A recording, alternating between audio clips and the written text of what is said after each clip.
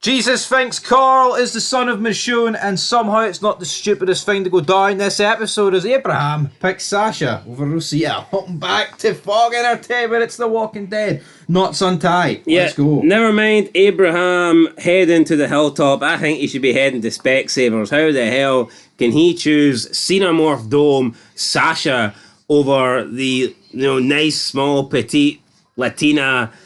Forget her name, Rosita. There you go, Latina Rosita. But he picks the big alien skull. I don't get it, but I mean, whatever. We start the episode with Jesus. Now, apparently Jesus was a brown man, yet he still can't tell the difference between Michonne and Carl because he thinks that Michonne is Carl's mother. And I just don't get that. I mean, is he colorblind? Can we get a reason for him believing that Michonne could possibly... It's not like Michonne, it's milk chocolate here. She is as dark as it comes. Bourbon or... Bornful. Right. Carl is as white. He is as white as a pint of milk. So for him to say... I get it, right? If he's like... your dad and his companions in the other room, it just works more, I guess, for him to say it. But... it only works more if it's two white people. I'm sorry. This just does not work. It makes Jesus look stupid for the sake of the line. But then Carl's freaking out. He's like, Dad, why you sleep with Michonne? He gives him the look. Carl! Is Laurie back? No, see if it was Rick and Jesse, you could have forgiven it. Oh, absolutely. How's Jesus supposed to know? No, he's not supposed to know. But, I mean... and the show's fake and Chandler Riggs is not the actual son of Andrea Lincoln, so you factor that in. But logic would tell you that if you look at Rick and you look at Michonne, there's no way they would produce a kid that looks like Carl. They would produce a kid that looks like RJ that we've seen in the new Walking Dead, The Ones Who Live. But anyway... absolutely fucking sucks. Yeah, we're not here to talk about that, we're talking about this. So, yeah, Carl's got a gun pointed at Jesus, like, hey man, I'm just waiting for your mom and dad. And then... we have Abraham and Glenn, and everyone seems to come in. They've all got guns pointed at Daryl's in there as well. Everyone's got a gun pointed here at Jesus, and then Rick comes out, and I believe he's got a gun as well. And he's a wee bit, embarrassed, I guess. He tells Carl, "Hey man, I was going to tell you about Michonne," and I don't know how Carl takes it, but I mean, who cares at this point? Rick, he pretty much refused to go to the Hilltop. That's how he took it. I mean, at the end of the day, like, well, what's he want Rick to do? Just go the rest of his life. But it's weird. It's like you never really seen Rick interact with Carl. Like, yeah, I like Jesse. Didn't see it fucking once. True. And now, like, another relationship's being thrusted upon Carl, but he likes Michonne. But maybe he feels like if Michonne's his mama, his stepmama, his black stepmama, she won't be his friend anymore. Yeah, but we also see with Rick and Jesse, it was like a slow, gradual thing, wasn't it? Yeah. With Rick and Michonne, it just seems like it happened like that. You didn't bring me the toothpaste, bro. But anyway, Carl says that he doesn't want to go to the Hilltop. His face would give the wrong impression. He doesn't want to scare them off. And Rick's like, "Yeah, you're right," and just yeah, it doesn't say, "Oh, come on, son, it looks good." You look like a badass. This kind of reminded me of like the Telltale game where you would have like an option to try and comfort Carl, and you just don't use it. It just said in the top right, Carl will remember that. Yeah, that's kind of reminded me of. So that's that. And at the beginning of the episode, we basically seen Abraham and Sasha talking about shifts, and you just see Abraham like pretty much falling in love. It's so forced, man. It is so fucking forced. This guy was Macho Man a couple of seasons ago. This season, he's borderline fucking cuck behaviour, man. He's just a goofball. This is former military man Abraham. I have to get to Washington. Not, I have to get to the alien nest. I have to get to the Xenomorph. Call him fucking Ripley. Yeah, I just don't get it. I think it's the worst decision ever in The Walking Dead. He's sleeping with Rosita and it keeps flashing to fucking Sasha walking away with her Xenomorph dome and the fucking Xenomorph tail. Like, why? This guy's sleeping with Rosita but thinking he's Sasha? It literally makes no sense. Anyway, eventually we do get to the Hilltop, although on the way there was a little bit of a road stop, let's say. They pulled over, there was a car that had crashed, and Jesus says, "Hey, that's my car, that belongs to my people." So they track down Jesus' people. Rick points a gun at Jesus, ties him up, pretty much says if he tries anything, fucking shoot him. It's like, okay, a wee bit extreme here. Yeah, I just don't get it. I mean, But yet, Jesus is still But- hell but- bent that Rick's a good guy. yeah, I want to do business with you. Why would Jesus bring these people to the hilltop? They're ready to like murder Jesus if something happens. If you hear a whistle, tell I got what. It's dumb. So fucking dumb. Anyway, Jesus is still hell bent on helping Rick because he thinks that Rick and his community could work together. Rick goes in with the group. They find all of Jesus' people. Jesus says they had to help them because there's not many fighters left at the hilltop. But looking at the condition of these people and the state of them, I don't think these people are fighters either. So I don't know where the remaining fighters are on the hilltop, but we didn't see them this episode. No, there's just a bunch of farmers, man. And we quickly are introduced to Gregory. Oh, this place used to be a museum back in 1934, brother. Yeah, so Gregory kind of bores us for a bit. Rick wants to talk, but Gregory's like, hey, my name is... I don't give a shit what your name is, boy. Go and get washed up. So Gregory's adamant that they go and get washed up. Why do they need to get washed up? It's not like they've been outside for like 10 fucking months. They just arrived from like, what, 1 day's travel, I guess? No, it pisses me off about this. Why can't they just get straight down to the deal? Yeah. Why does Rick want to go to the washroom? It's just forced so Maggie can have like an impact on the hilltop. But see Gregory, right? He's got no redeeming qualities. Why the fuck would the hilltop cement this guy as the leader? And also, like, see, to be the leader, I think you need to either be likable or... If you're not likable and fair, then I think you need to... You need to be, like, physically imposing. And this guy's neither. Yeah, but it's also like there's not. You don't get a sense within the hilltop that it's like he's got about 40% of the crew are on Team Gregory. You get the feeling that they all think he's an obnoxious bastard. Which he is. He speaks with Maggie, doesn't really treat Maggie with any respect. He kind of belittles the offer that they're being made, and he kind of makes Maggie an offer of his own and basically says, here, you're a nice looking girl, how about you stay here? You can do me favours or whatever. But Maggie says, nah, I'm not about that. My husband out there, Glenn. Well, he won't be your husband for much longer. He won't be out there for much longer, so you don't need to worry Gregory about can that. swoop in. But let's be honest, man. Say he just flat out refused to do this trade.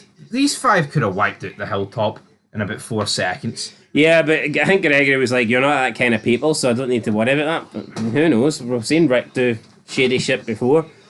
We then they're out and we get some guy coming back with another man and a woman. He's talking about his brother.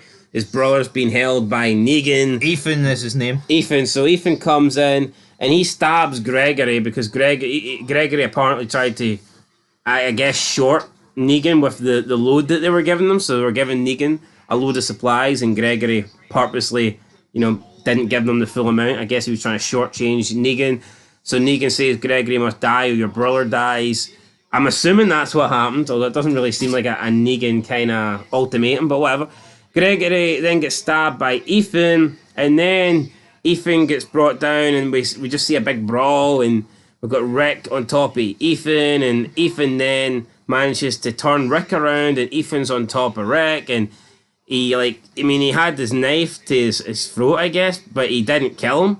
And then someone shouted on Ethan, and it distracted him, and then Rick just used this opportunity to literally stab Ethan in the neck, and Ethan bled out and just died. But I think this scene's ridiculous for numerous reasons, right?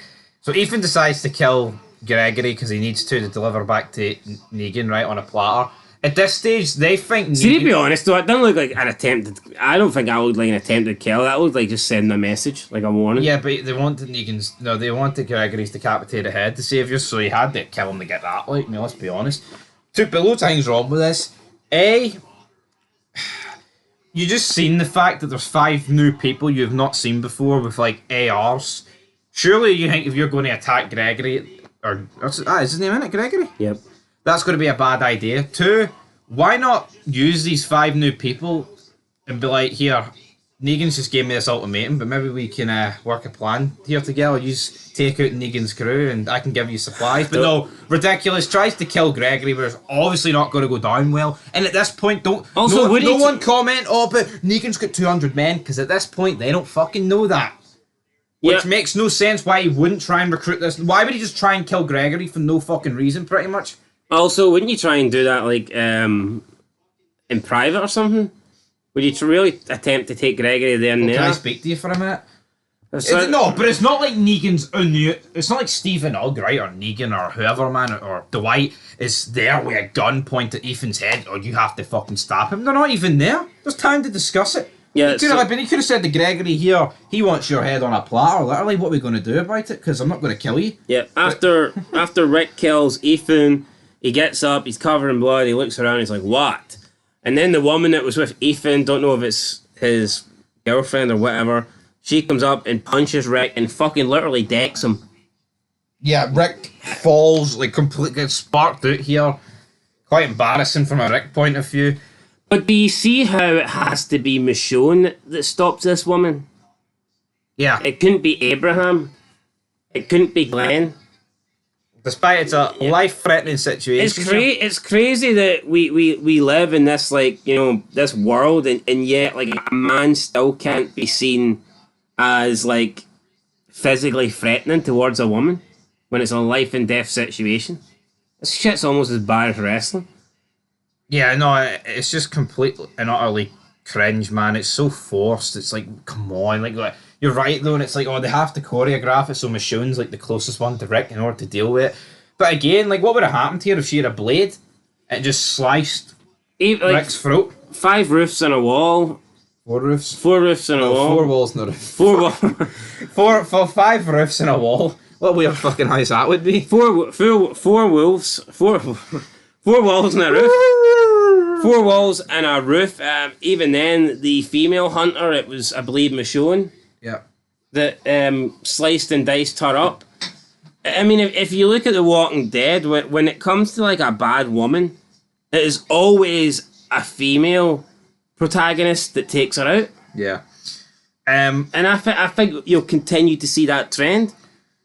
Yes. It's almost like, you know, Rick can't do anything against a female, or else he won't look like the good guy. Yeah, Daryl acts the big man. Who the hell are these guys? It sounds like some sort of myth. We'll piss on their shoes. We'll kill them all. You give us half your stuff. They're like, oh, all right, let's go to Gregory and we'll make this deal official. Maggie says this is what we're going to do. Half your stuff. Jesus and like almost like bragging about the fact that his camp is giving up half of what they fucking have.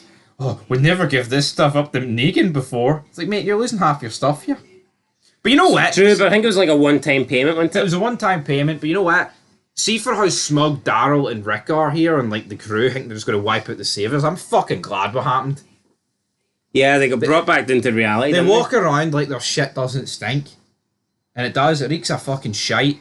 To be perfectly honest, Harlan, the doctor, he does an ultrasound on Maggie, and then like the group literally leaves the hilltop as like Abraham is just looking at a picture of the ultrasound of the baby and.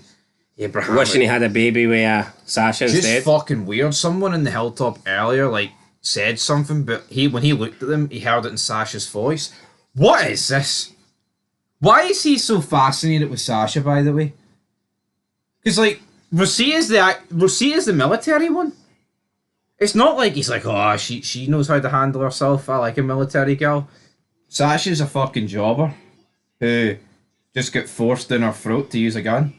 Yep. Makes no sense. Anyway, that's it for Not Untied. What are you giving this episode? Oh man, it wasn't great. You got introduced to a new community. I feel like it was fresh because you got introduced to the Hilltop, but I mean, had we got this episode, if we already knew about the Hilltop, then I would have probably rated it a bit lower. But I mean, I'll give it a 5 out of 10. I think that's generous. To me, it was an average episode. I'll give it a 5 as well, because why not? Yeah, Not a lot happened. not a lot happened, but we are in a period now where this is like probably one of the last great periods of The Walking Dead, according to the media. Because season 7 is considered one of the worst seasons. Yeah, it's weird. I think The Walking Dead's already been downhill at this point, but a lot of people claim season 6 is the best season of all time, so yeah I'm not Let's see what convinced. the rest of the episodes hold in that regard. Anyway, guys, till next time. Peace.